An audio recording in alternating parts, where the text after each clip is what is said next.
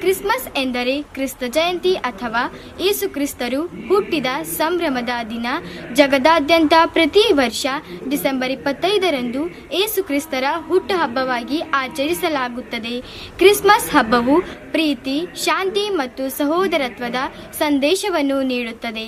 ಮನೆ ಮನೆಗಳಲ್ಲಿ Christmas tree, ಬಣ್ಣ ಬಣ್ಣದ ಬತ್ತಿಗಳು, ಹೂಗಳು ಮತ್ತು ನಕ್ಷತ್ರದಿಂದ ಮನೆಗಳು ಹಾಗೂ ಚರ್ಚ್ಗಳು ಮಿನುಗುತ್ತವೆ.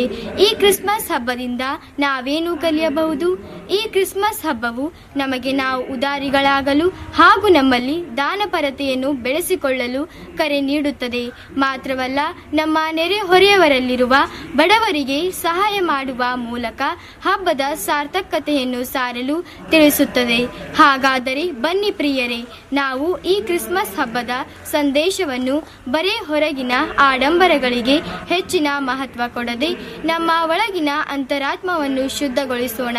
ಪರಸ್ಪರ ಕ್ಷಮೆ, ಪ್ರೀತಿ, ಶಾಂತಿ ಮತ್ತು ಸೌಹಾರ್ದತೆಯಿಂದ ಬಾಳಿ ನಮ್ಮ ಸಮಾಜದಲ್ಲಿರುವ ಅನ್ಯ ಜನಾಂಗದವರಿಗೆ ಅದೇ ಯೇಸು ಕ್ರಿಸ್ತರ ಶಾಂತಿ ಸಮಾಧಾನದ ಸಂದೇಶವನ್ನು ಸಾರೋಣ ಎಂದು ಹೇಳುತ್ತಾ ನನ್ನ ಒಂದೆರಡು ಹಿತನುಡಿಗಳನ್ನು ಮುಗಿಸುತ್ತೇನೆ.